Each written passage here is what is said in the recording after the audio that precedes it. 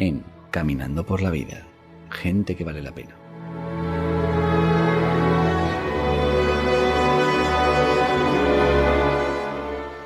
Esta tarde en Caminando por la Vida nos acompaña una gran luchadora por la libertad de todos. Presidenta de la Asociación Hablamos Español, Gloria Lago. Muy buenas tardes y bienvenido a Caminando por la Vida. Buenas tardes, bien hallados. La última vez que hablamos, Gloria, nos contabas de tus desvelos, ¿no?, por la inversión lingüística en el País Vasco. El gobierno vasco pretendía desterrar definitivamente de las aulas el español. ¿Cuál es la situación actual en el País Vasco y sobre todo, cuáles están siendo las consecuencias de esta inversión? Pues en el País Vasco, lamentablemente, lo poco que quedaba, de los pocos centros que había con algo en español, los han ido convirtiendo en centros en euskera íntegramente. Hace poco hubo una protesta por parte de unos padres en un colegio de una zona que además limita con una zona hispanohablante, o sea, con otra comunidad autónoma. Y bueno, ellos decían que siempre habían tenido esa posibilidad de estudiar en español, que por qué no se respetaba. Hicieron una protesta, pero ni protestando. O sea, ellos tienen una hoja de ruta, tienen un plan, tienen un diseño, y ese diseño pues no incluye el español. Ellos quieren una escuela íntegramente en euskera, aunque parezca una locura, aunque parezca un disparate, algo completamente descabellado, obligar a todos los niños en una comunidad autónoma donde la inmensa mayoría de la gente habla español, pues a formarse en una lengua complicadísima que habla muy poca gente en el mundo, que además es un experimento bastante reciente porque las variantes del vasco, del vizcaíno, por ejemplo, que se conservaron, pues no tienen mucho que ver con lo que les enseñan en el colegio y les da igual, les importa cero, o sea, les da lo mismo. Y los resultados pues están ahí. Incluso ahora nos enteramos de que no se atreven siquiera a hacer las pruebas que valoran el nivel de aprendizaje de los alumnos, no se atreven a hacerlas en euskera, porque saben que los resultados son ínfimos. Y les da igual, o sea, saben que tienen un problemón, pero no se atreven a abordarlo porque, claro, como tienen ahí a Bildu, que cada vez tiene más fuerza y cada vez su voz se escucha más. De hecho, hoy estaban proponiendo ya un nuevo estatuto. La comunidad vasca va a rebufo de lo que pasa en Cataluña. Ellos van esperando y cuando Cataluña ya llega al punto 9, pues ellos dicen, bueno, pues nosotros vamos a ir hacia el 7. Sí, te relevo la carrera, ¿no? Es una carrera de relevos, ¿no?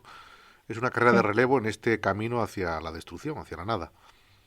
Pues sí, no sé a dónde nos van a llegar, pero desde luego está claro que de seguir así, al menos en lo que se refiere a educación, van a tener un problema gigantesco. De hecho, se les van un montón de jóvenes a estudiar las carreras a otro sitio. La gente joven se marcha. Es decir, vivir en un sitio con semejante asfixia no es fácil. Claro. Además es que allí la gente protesta poco.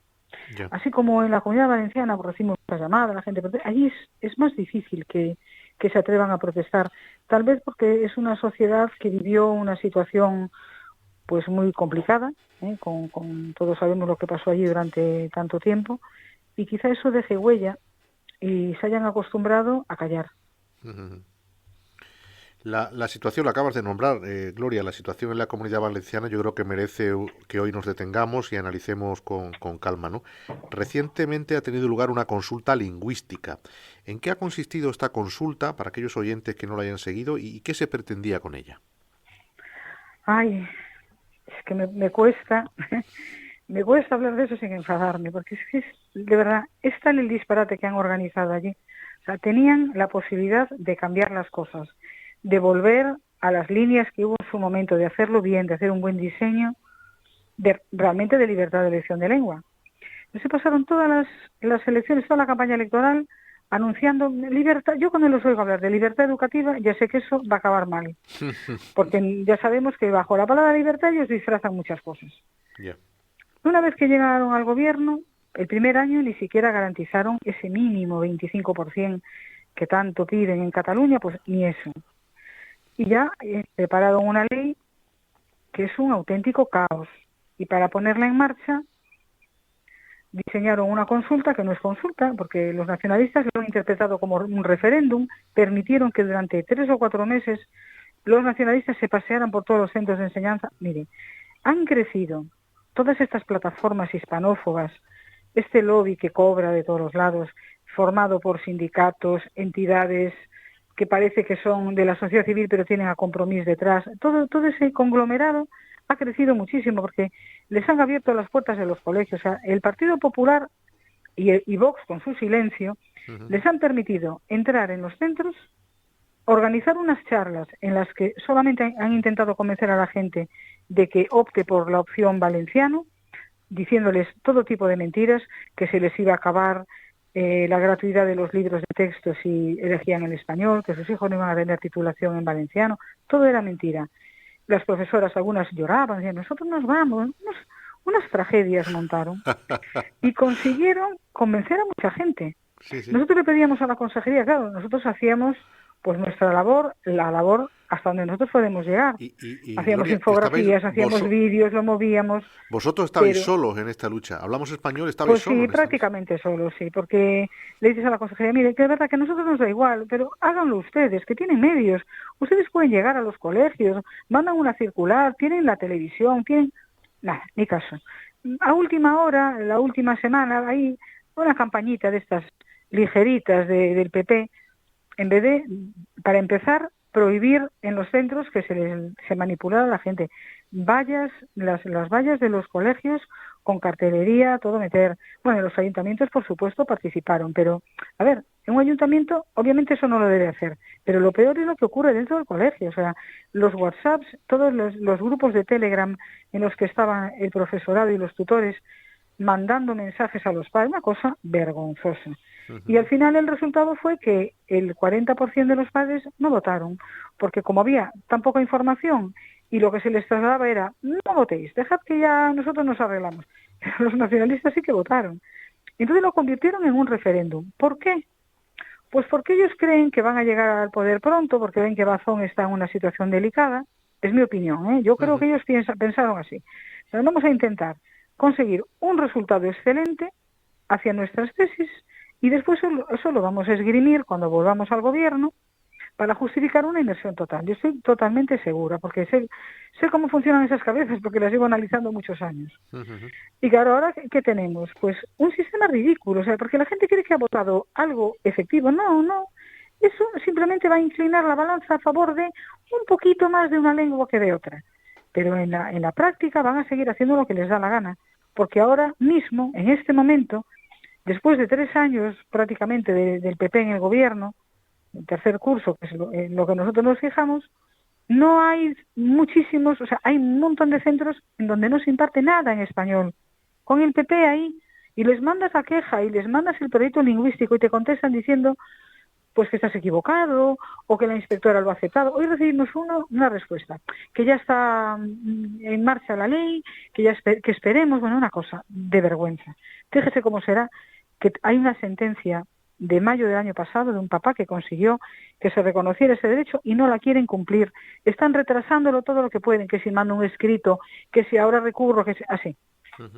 Es una vergüenza, de verdad, es una vergüenza. Y claro, la gente a la calle, la gente a pie no lo sabe, porque ya sabe lo que pasa. Cuando llega un gobierno de centro derecha o de derecha al poder, los medios de comunicación que nos daban voz para conseguir crear un ambiente favorable a estos partidos, y que se supiera lo malísimos que eran los del otro lado, los nacionalistas, esos periódicos ya no te pueden publicar nada, porque el PP les dice, cuidadito, si les das voz a estos, todas estas campañitas de sanidad y todo esto que pones tú en el periódico, eso te vuela.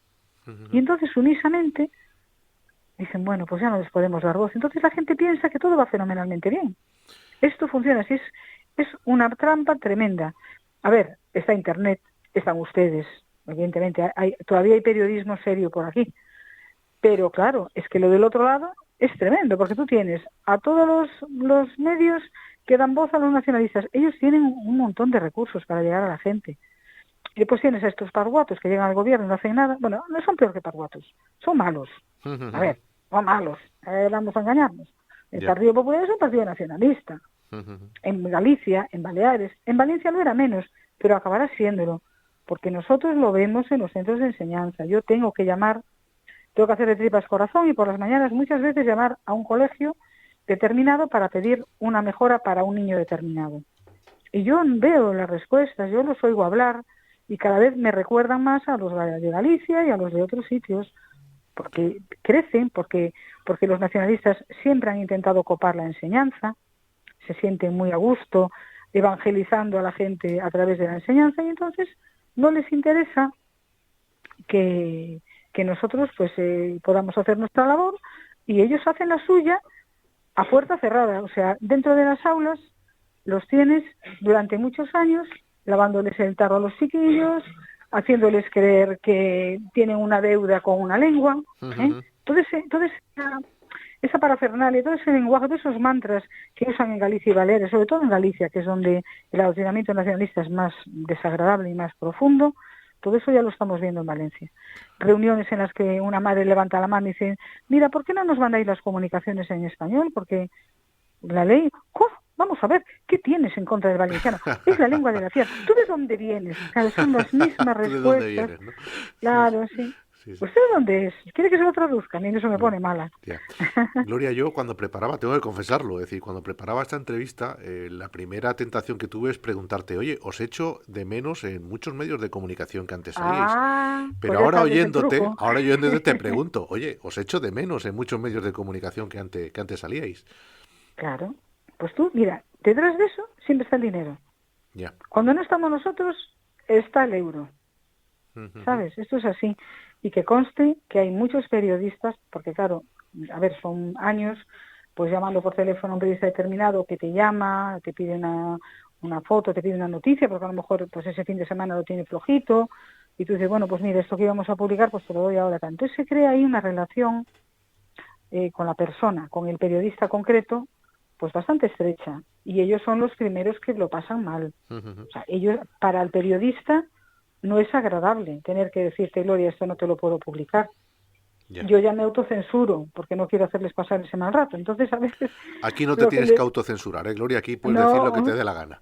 Pero mira, me hace gracia porque hace poco que le mandé una noticia a Valencia y dije, bueno, a ver, que aquí no estamos fastidiando al PP, que esto era un ayuntamiento del PSOE. Yeah. Ay, bueno, pues vale, entonces ya te lo publican. Es absurdo porque al final el dinero es nuestro. A ver, que no es el dinero del PP. No es el dinero que tiene el partido de sus afiliados, no. Es el dinero de todos que se usa para lo que se usa. Yeah. Entonces preguntémonos, a ver, esta campaña que yo veo en prensa es imprescindible. O sea, me están anunciando, pues yo qué sé, algo importante que yo deba saber. No, la mitad de los anuncios son chorradas, pero es la manera de mantener el chiringuito funcionando y a los periodistas callados y sumisos. Me dices que el 40% de los padres en Valencia no participan en esta consulta, el 60% entiendo que sí. ¿Cuál ha sido el resultado de la consulta? Digo, si hay algún resultado. De las zonas. Depende de las zonas. Sí. Y ahora los consejos escolares tienen que seguir el resultado de las urnas en cada uno de sus centros, ¿o cómo funciona eso? Es que de verdad, leer eso no hay más que entrar en en ver la ley y ver el final de la ley. Hay una serie de porcentajes que se han de aplicar según haya sido la votación, según el número de aulas que hay, pero básicamente lo que va a suceder es algo importante, y es que los pequeñitos van a poder aprender a leer y escribir en su idioma, eso es muy importante, eso sí que es un avance, pero ya a partir de entonces la diferencia entre el peso de un idioma y el de otro no puede superar el 20%. O sea que como mucho será una asignatura. Eso en el caso de que cumplan, que yo lo dudo muchísimo. Porque ya nos están apareciendo, bueno, es que nosotros seguimos el método Montessori, entonces no hay asignaturas, es todo por áreas, pues claro, ya no puedes aplicar la ley. Y como los inspectores hacen la vista gorda, pues eso. Entonces lo que va a ocurrir es que las direcciones de los centros realmente van a decidir y van a intentar, yo estoy convencida, de que las asignaturas más interesantes lingüísticamente se impartan en valenciano. Es decir, aunque en un centro la mayoría de padres haya elegido el español como lengua base, es decir, como lengua que tiene más peso en la educación, ellos pueden elegir qué asignaturas se imparte. Y por lo tanto, como una de las dos troncales de primaria tiene que ser en cada lengua, elegirán conocimiento del medio para el valenciano, seguro, porque es la asignatura que tiene más contacto con el entorno, en la que se aprende más vocabulario. Es la primera asignatura que los niños tienen pues para estudiar, claro, con un pequeño texto que pues tienen que redactar. Entonces eso lo van a escoger en valenciano. Me corto el cuello, apuesto lo que sea, porque los conozco. Y yo me pregunto, Gloria, ¿cómo el pancatalanismo ha conseguido esa hegemonía en la educación valenciana? Pues mira, a base de dinero también. Nosotros publicamos hace poco las subvenciones que reciben entidades hispanófonas, porque hay que llamarles como son. No son defensores de valenciano, son hispanófobos. Bueno, pues estas entidades hispanófobas reciben mucho dinero de Cataluña, de la Diputación de Barcelona, de la Generalidad, pero te hablo de cientos de miles de euros, ¿eh? Entonces, claro, durante muchos años han estado ahí haciendo labor de zapa. Una prueba que para mí es fundamental en este sentido es cómo han conseguido manipular el propio idioma.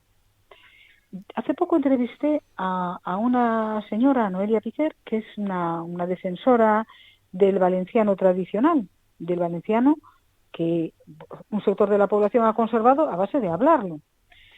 Y ella, pues claro, me explicaba cómo han ido desde Cataluña dándole la vuelta a la historia para que parezca que lo que realmente se habla en la Comunidad Valenciana es catalán.